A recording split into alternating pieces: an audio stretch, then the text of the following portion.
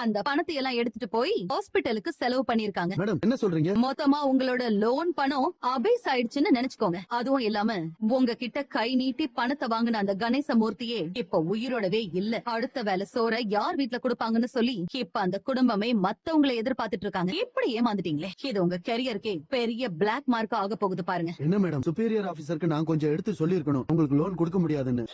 இப்ப இது என்னோட தப்பு தான் மேடம்.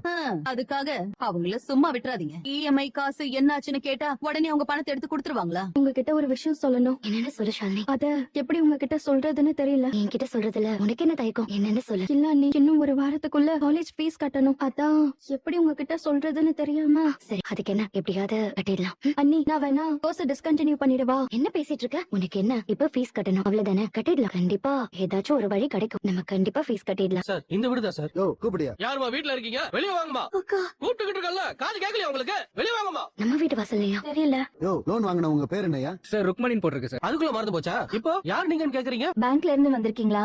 வாங்க உள்ள வாங்க சார். உள்ள வரணுமா? நாங்க உள்ள வர்றதுக்கெல்லாம் வரலாமா? ஆ. முதல்ல நாங்க கேக்குற கேள்விக்கு பதில சொல்லுங்க. சார் மெதுவா பேசுங்க சார். அப்படிதாம்மா பேச முடியும். சத்தமா தான் பேசி ஆகணும். நீங்க பண்ண காரியத்துக்கு சத்தம் இல்லாம மெதுவா வேற பேசணுமா? ஏமா வீடு கட்டுறேன்னு சொல்லி லோன் வாங்குனீங்கல்ல, நியாயமா சொல்லுங்க. அந்த பணத்தை வச்சு வீடா கட்டுனீங்க, அந்த காசை வேற எதுக்கோ செலவு பண்ணிருக்கீங்க. நாங்களும் நீங்க வீடு கட்டுறேன்னு சொல்லி கொடுத்த அட்ரஸுக்கு நேர்ல போய் பார்த்தோம். அங்க